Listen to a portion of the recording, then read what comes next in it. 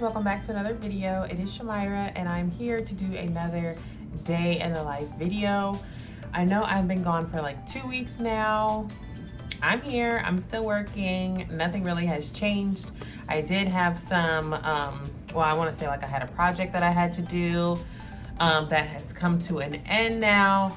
And yeah, I was just super busy, really didn't have enough time to edit and film, and it was a lot.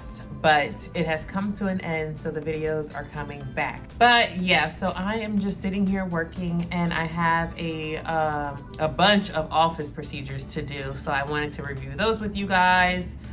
And yeah, we're just gonna do a day in a life video today, since we haven't done one in a while. I hope you guys enjoy the video, like the video, comment down below. Let me know if you guys like these videos or if you guys feel like they are just repetitive, because to me, they are repetitive. I mean, I'm doing the same thing every single day. I'm just coding. But if you guys want to continue to see these, I can continue to do them. Just let me know. And yeah, so I'm getting ready to jump in and start coding. Okay, so I see here that I have some Nexplanon Removals. Those are very, very easy to review and get sent out. So I have 1, 2, 3, 4 here. So I'm just going to pull up the chart and see, where's my note? Okay. My CPT code for removal of Nexplanon. I actually have a tab in my CPT book for Nexplanons. And the removal code is going to be the 11982. And then your ICD-10 code, you want to go to the back. You can look it up in the front, but I already know where to go because I've done this so many times. We are going to be looking at Z30.46.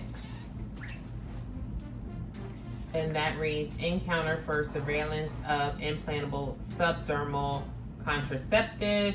And underneath that, it says encounter for checking, reinsertion, or removal of an implanted subdermal contraceptive. Those are my codes, and now I'm just going to skim through this note. All right, removal of drug implant device and insertion of a new drug implant. Sometimes it says that, but we're not inserting a new one. The patient's left inner arm prepped with betadine, site tested prior to removal, and appropriate level of comfort achieved prior to removal. Small incision made alongside the Nexplanon, and Nexplanon removed intact without difficulty and shown to patient. Steri strips and pressure dressings applied. So that one's done, and I have to choose my billing provider. Let me see who was in the office. All right, on to my next Nexplanon removal. I have my CPT code 11982 and my diagnosis code. So let me read the note.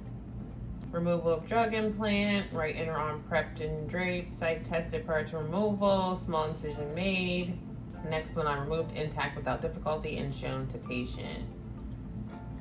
And there were other instructions given. So we're done with this one.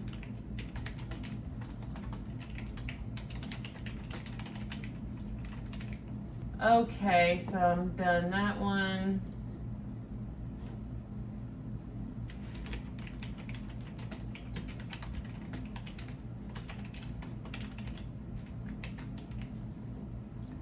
All right, my next patient, I have same thing, Nexplanon removal, same codes.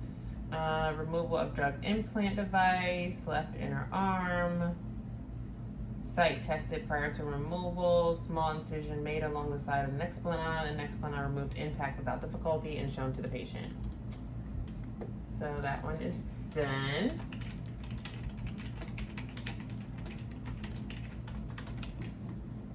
and my last removal is this patient here. And this one's good to go as well.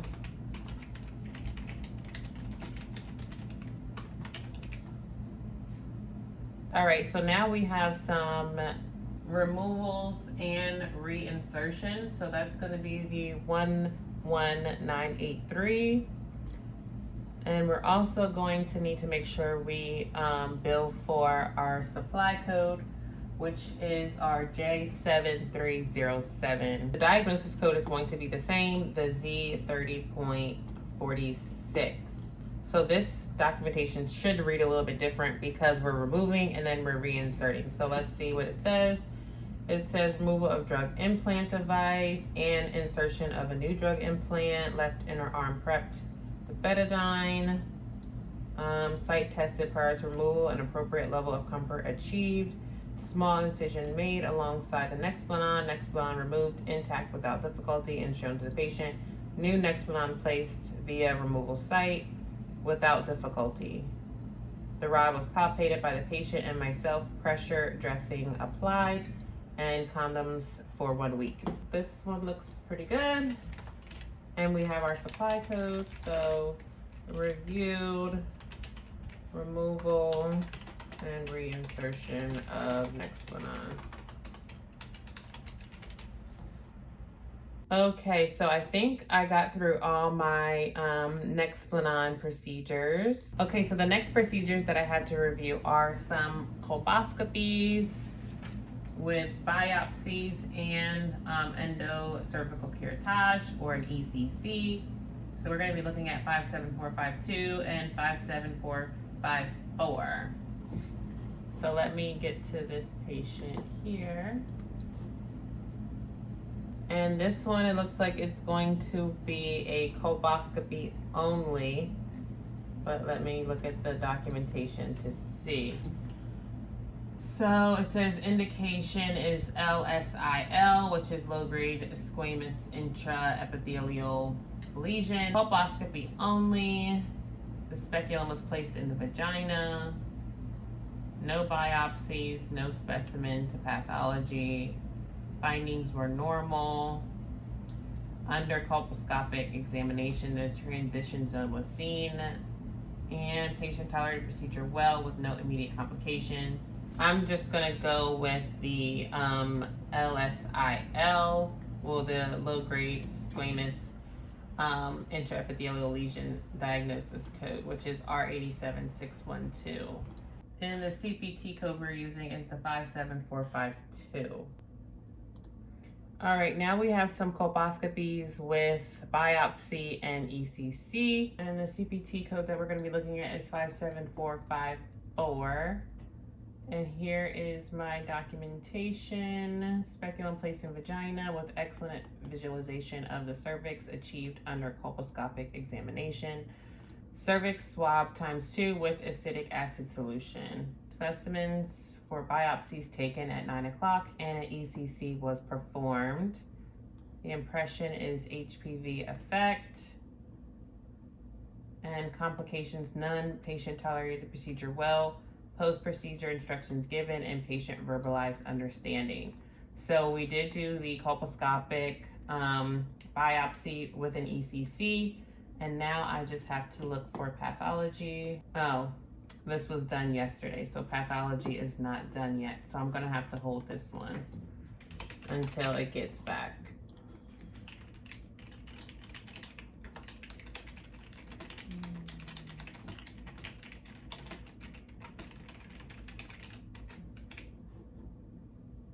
Okay, my next thing I have, let me see, are these all done yesterday? Yeah, all these colposcopies were done yesterday. So, I'm not going to be able to review them because they're not going to be back yet. So we'll just move on to endometrial biopsies. And these were done last week, so we should have pathology in. So let me skip over to this patient. Okay, so my provider is billing an E&M. Okay, so it looks like we were discussing surgical options for sterilization. So we will be billing an E&M for that because it's going to be her pre-op visit. And we also did the endometrial biopsy. So let me scroll down. It says the procedure is an endometrial biopsy with pipelle. Speculum was placed, cervix was cleaned and prepped. Was the uterus sounded? No. Was the cervix dilated? No. The specimen collected and sent to pathology. And did the patient tolerate the procedure well with no complications? Yes. And she has 6 to 8 week size of a uterus. Cervix and adnexa are normal. Moderately stenotic cervix, small amount of tissue obtained and sent to pathology. So where is my pathology? Here. And I don't know if I said it already yet, but the CPT code that we're going to use for this endometrial biopsy is 58100, and pathology says benign endocervical epithelial cells and scant endometrial cells. So that is not a diagnosis code that you would find in your book. So we're just going to go with the diagnosis that were on the order for the biopsy. And I have to use modifier 25 since this was on the same day as the E&M.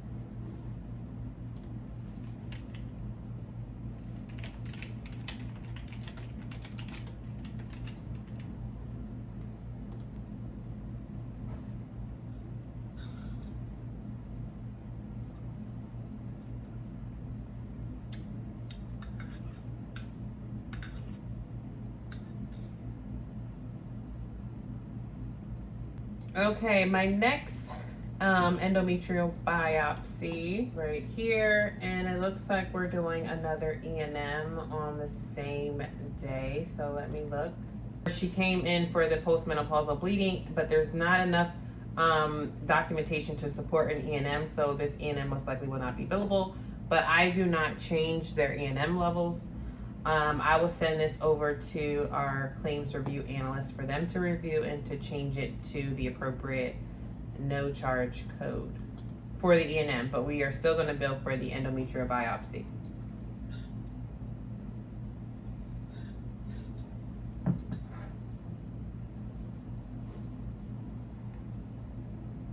So the reason for this procedure is postmenopausal bleeding, which is diagnosis N95.0. And we used the pipelle for the biopsy. The speculum was placed, the cervix was cleaned and prepped. Cervix was not dilated, the uterus was sounded to 7 centimeters. The specimen was collected and sent to pathology. She has a 6-week size uterus and normal cervix and adnexa. Patient tolerated the procedure well with no complications. So let me look for my pathology. So we're gonna go with the postmenopausal bleeding. And it looks like they also had the R93.89 used on here for abnormal findings on diagnostic imaging of other specified body structures. So we can leave that one on there as well since it was a part of the order. I'm not gonna add modifier 25 on that, but I am going to say that the biopsy was reviewed, and then I'm just going to send this over for them to review the E&M and change it to a no charge.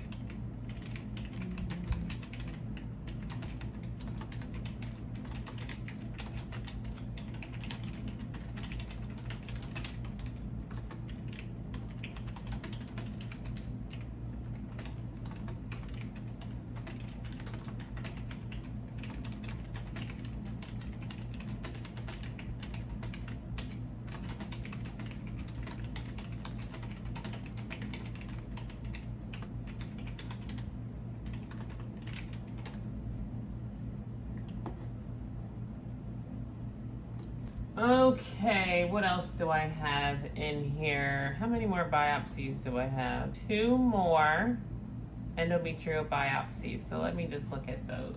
All right, it says patient is here today to discuss possible hysterectomy. Patient needs to have endobiopsy completed as well. So it looks like we are going to be able to bill an E&M since this is going to be a pre-op exam. for a surgery. So they decided to do or plan a total laparoscopic hysterectomy with Da Vinci with bilateral salpingectomy. So this is in fact a pre-op exam visit. And then we have an endometrial biopsy with Pipel. They place the speculum in the vagina. Some of these notes are repetitive, so it's like I say the same thing over and over and over again. This patient has a 9 to 10 week size uterus, normal adnexa cervix, cervix somewhat stenotic, but tissue obtained and sent to pathology. So let's find my pathology right here. And all that says is proliferative phase. That is not a diagnosis code, so we're going to go with the diagnosis codes that were used on the order or on the note or whatever you want to call it. Usually it's a diagnosis codes that were used for the order for the biopsy, so that's what I'm going to go by.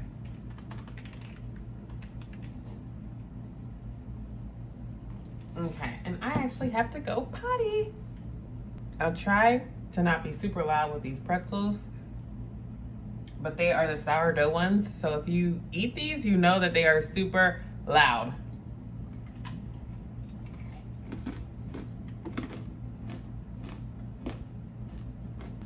I like to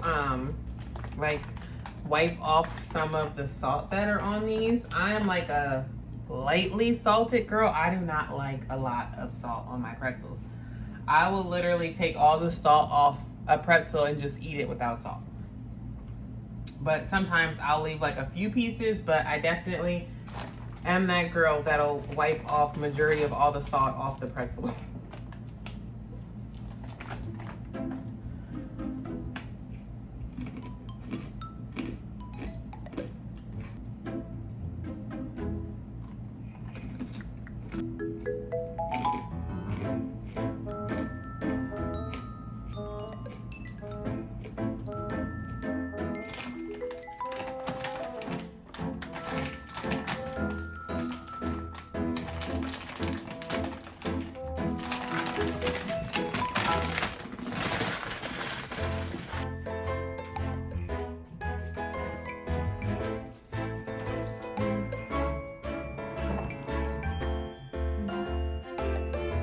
Okay, now that I'm done with my pretzels, I can go over this last endometrial biopsy. I kind of want to review these Nsts that I have here. Let's look at this last endometrial biopsy, and then I'm going to do the Nsts that I have. I have 1, 2, 3, 4, 5, 6, 7, 8 Nsts to review. So I will do those after I finish this biopsy. Patients here for abnormal uterine bleeding and postmenopausal bleeding. So postmenopausal bleeding should be the N95.0, but then they also say abnormal uterine bleeding, and I know that's the N93.9. The patient was placed in ortholithotomy position. By manual exam, show the uterus to be in the neutral position. Grave speculum inserted in the vagina. Cervix prep. ECC was not performed. A sterile pipelle was introduced into the cervix. Uterine sounded to 7 centimeters. Pipelle endometrial aspirator was used to sample the endometrium. Sample was sent to pathology. It says endocervic biopsy. It says fragments of proliferative endometrium, mucus, and few fragments of benign squamous mucosa. So it looks like the diagnosis that was used for the order was a thickened endometrium. So I did not get any diagnosis codes from pathology, so I'm going to go with the diagnosis codes for the visit or for the order. And that is the thickened endometrium and postmenopausal bleeding. And there was something else that I was looking at. Yeah, because it says endometrial biopsy, and in her note it says that the ECC was not performed. But then, okay, so 58100 says endometrial sampling biopsy with or without endocervical biopsy. Because pathology, for some reason, says it's an endocervical biopsy, but it doesn't say that in her note. that that's where she took it from. It says she took samples from the endometrium. So 58100 is going to be our correct code. Okay, and now I can move on to my NSTs. And I actually like doing the NSTs, but I have to make sure that my office did not bill for any BPPs.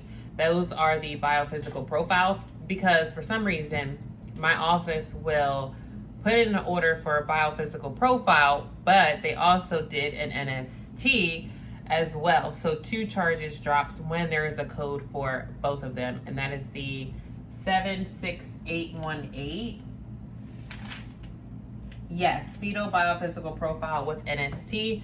So we can't bill the 76819, which is a biophysical profile only, and bill 59025, because that is called unbundling when there's already a bundled service for both procedures together. So unbundling would be billing the 59025 and the 76818.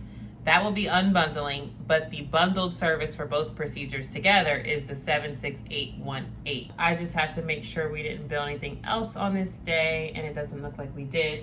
I can go ahead and review the documentation for this NST. And she has everything that she needs to have documented. I just need to know the weeks of gestation and why we did the NST. It looks like we did it for decreased fetal movement, and I have to figure out how many weeks she is because she did not tell me.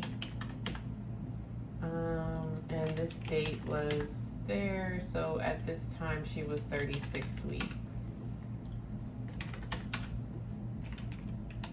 Sorry guys, I didn't know if you guys wanted me to read the NST documentation. It just says NST personally reviewed by me. She has her start and stop time. She documented the fetal heart rate baseline, which was 130. There were moderate variability. There were no decelerations. There was present accelerations, and fetal activity was present, no uterine activity, and the impression was a reactive NST. That's good to go. These I usually just fly right through, so that's why I was like already ready to send it off and forgot to tell you guys what I read, because it's very, very little documentation, but she has everything that she needs. Let's see, this is another patient. Nope. Okay, so I'm reviewing the time, the baseline, decelerations, accelerations, fetal activity. It's a reactive NST, and now I need to know why we did it. She has gestational diabetes on insulin control in her 3rd trimester. So we are going to need the O24414, and because it's gestational diabetes, you do not need the E11 diagnosis code. But I will need to know how many weeks she is, because she did not tell me how many weeks she was in this one either. For me to determine their weeks of gestation, I have a calculator, a pregnancy wheel calculator, that all I have to do is put in her due date, and then I put in the date that the encounter was, and then it'll tell me the weeks that she is. So I love that tool. I love it so much. Okay, this one is good to go. I need to change my billing provider. So who was in the office? Alrighty, my next NST. Okay, so this patient, she is in for decreased fetal movement. Start and stop time, the baseline. Decelerations, none. 1 acceleration, fetal activity present. So this is a non-reactive NST. Patient sent for BPP, which is the biophysical profile. Ultrasounds unavailable. Patient sent to labor and delivery for observation. I'm going to look into this one and see where we did that biophysical profile, to see if we did it in the office or if she had it done in labor and delivery. So I have to look this one up. Okay, so I do not see any labor and delivery charges at all. So I'm going to have to go in and see if she went there or if she didn't. So this was just yesterday. I'm gonna have to enter this charge for one of the midwives in my medical group.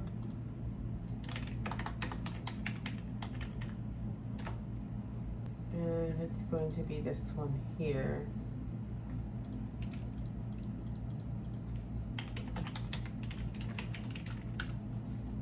Now I can go back over to the NST that I was reviewing. And where is it? I think it's after here. Yep. So because we had a non-reactive NST, we're going to need to add diagnosis code 0368330. And how many weeks is she? She is 34 weeks.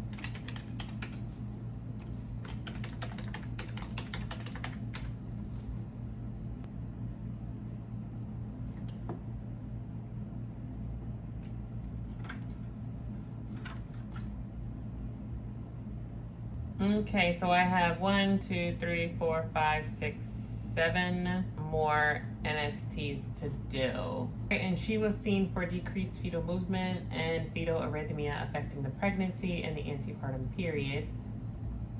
So that's going to be the 036. Why are they saying 83? Oh yeah, it is 03683, but we need 8330. And let me see how many weeks she is. So this patient is in her second trimester. So we need, for decreased fetal movement in the second trimester, we need 036.8120. And then for the fetal arrhythmia affecting pregnancy in the second trimester, we need 036.8320, and then the weeks of gestation. My next one, looks like the diagnosis is for GDM, gestational diabetes mellitus, insulin control in third trimester. We have time, we have the reason, the baseline, D cells, A cells, fetal activity, uterine activity.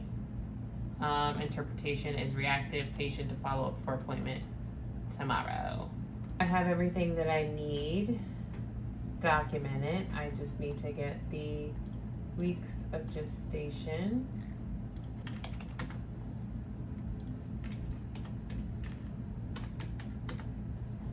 Okay, and I have 5 more to do. This patient, I needed my provider to go back and add information. Let me see if she finished it.